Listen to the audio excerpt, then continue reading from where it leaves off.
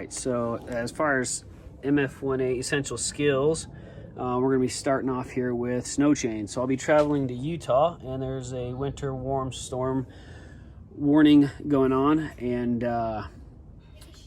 these are the chains I picked up, and they're expecting 2 to 8 inches of snow in Utah on the route that I'll be traveling over there, and 15 inches up in the mountains. So better to be prepared than not prepared for a situation. Better to have these and not need them than need them and not have them. So we've got 4-wheel drive, got 4 sets of chains, and so I'm just going to go over some basics on how to put those chains on, how to put these chains on. They're automatic self-tightening. I've never used those before.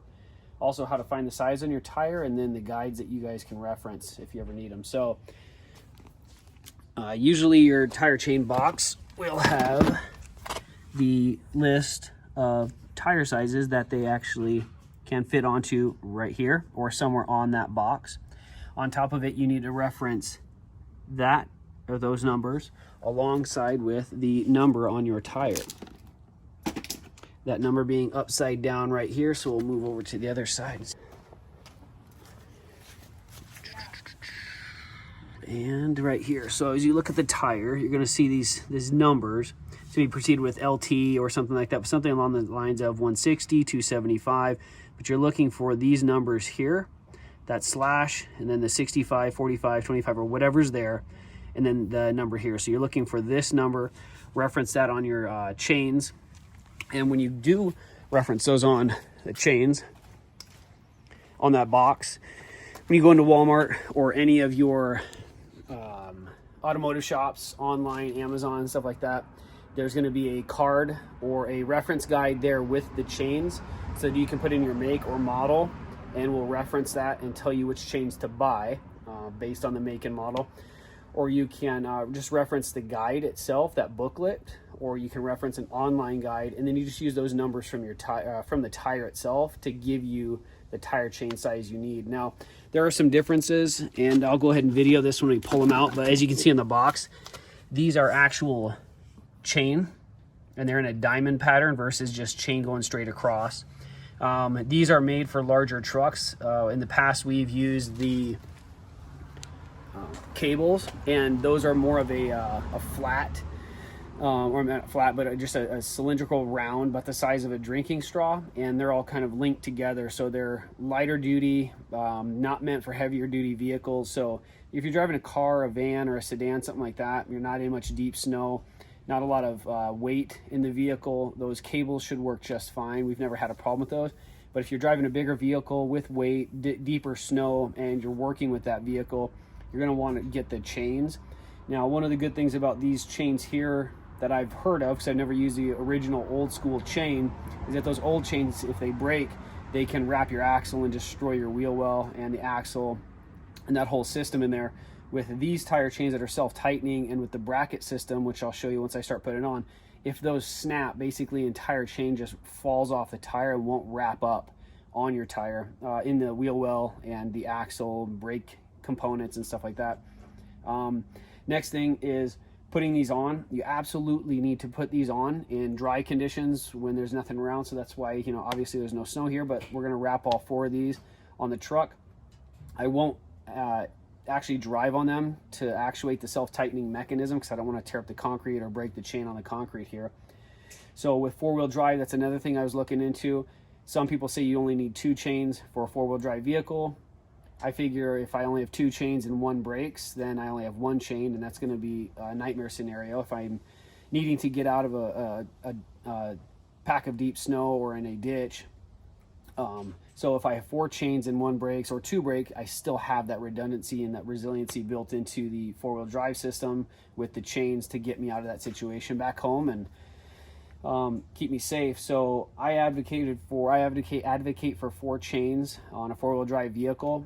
Some of the guys I was talking to, some of the people in the forum, some of the automotive shops say you only need 2 in the back to push the vehicle. Other people say no, 4-wheel drive, put them on the front. It's going to help you steer better and pull the vehicle. I just went with 4. So let me know in the comments what you guys think. So we're going with 4 chains. Make sure you fit them before you drive the vehicle. Sometimes the manufacturer's specs, from what I've read online, can be wrong. So now if you need to use those and it's an inclement bad weather and you're stuck, Now you go to put those chains on, they're not going to fit. So now you have the behest of EMS or somebody coming to save you, when in fact those people might not be able to get to you. So snow chains, we'll go ahead and set these up and start getting them on and get some video going for you guys. All right, so I cut the zip tie off, open the bad boys up. This is what they look like inside. 2 chains per. So I've already got the chain set out. We kind of laid it out. This is why it's important that you guys do this before you actually drive on it, so that way you know how it lays out, how it tensions. Cool thing with these chains is they have really good instructions and they're waterproof, so if you need to set them out. Later on, I'll show you a picture and some video, some of the other supplies and some equipment you should have with you when you're doing this, such as gloves, safety protection, hazard markers, things of that nature. But anyway, so we'll get back to this. Once you lay this out, the directions tell you exactly how to do it. You want to lay it under your vehicle, kind of bunch these chains up.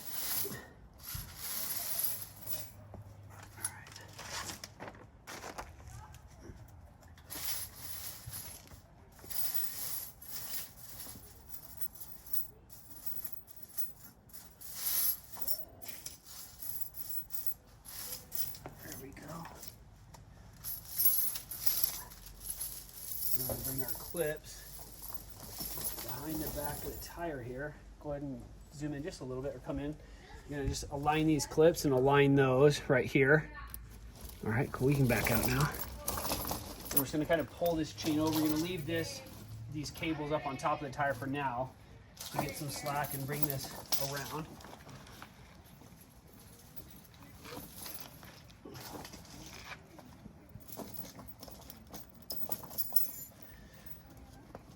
So once we have that done, we're gonna go ahead and pull this auto tensioner. We're gonna lift that red plastic clip up, pull this cable out.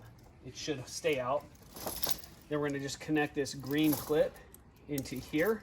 Once we've got that, we're gonna take this red and blue cable, kind of feed it behind the tire a little bit.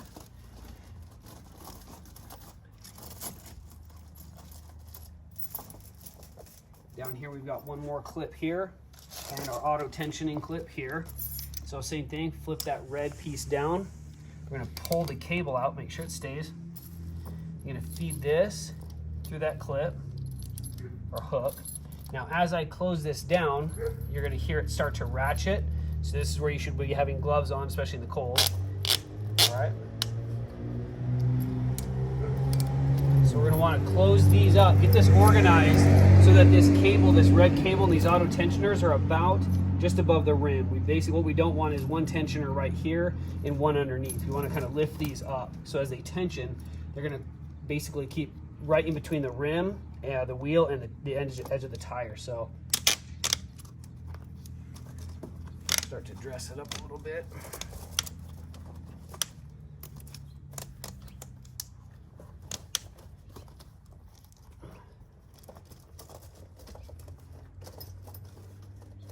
And then also same thing up here if you want to check this out. You want to make sure that center diamond pattern is basically in the center of your tire. Now how these are going to function is as you drive another 5, 10, 15 feet, they're going to automatically start to tension even more. So we can see this one's closed all the way. This one isn't as far. I'm going to go ahead and readjust those just a little bit so we have kind of about the equal length of cable on this. So that's essentially how we'll put those on. In order to take them off, you're gonna wanna park your vehicle off the side of the street. Make sure you've got your gloves on. You want this green clip up here and at that 1 o'clock position. Go down here to the bottom one. You're gonna flip that red clip down, pull your tensioning cable out. Go ahead and remove this. Then you're gonna go to the same thing here. Open your your clip here. Gonna go ahead and pull some more cable out if you need it. Go ahead and pull the green clip out, and that's basically it. Now remember, as you close this, it'll snap your fingers, so you be careful you don't pinch yourself. And then reverse here is just gonna reach back here, undo the red and the blue cable, lower this down. And that's also where we were referencing earlier, that if something snaps, usually if this does, it's not a common problem, but somebody got stuck real deep in the mud. And the one thing that failed was one of these clips. And while that happened was this thing just came apart and laid on the ground. And the guy is pretty experienced at four-wheel driving, off-roading. And in the past, when chains like that would break, but they didn't have that type of attachment, they'd wrap up on his axle. After this, just push your chains under, pull them out, And that's it. So we'll go over some of that safety gear in just a minute. Okay, so here's some of the basics to take with me in my truck. Just an expandable snow shovel, small, an ice brush, obviously. I've got freeze-free windshield wiper fluid, a pair of work gloves, eye protection, hand warmers, foot warmers. We got some emergency triangles, one that can stick to my window, which probably wouldn't be very good in the cold. Another triangle here, a glow stick. I have more in the truck. Tire sealant if needed. Cheap tow strap here. We've got a better one in the truck. A compressor right here. There's also a blanket in here. Real cheap emergency flashlight and another set of gloves and their version of a first aid kit. But we have a really good first aid kit in there and much better flashlight. So once again, I've also got a bucket of snow melt in the truck. Just some of those basic things just regarding snow. I don't have max track pads. That's something I'm looking at getting. So these are just some of those basic. Anyways, you guys have questions, any comments, any other gear you guys think I should put in here or that you guys take on when you're on long winter trips or just when it's snowing and inclement weather, post it in the comments and take care. Have a good day.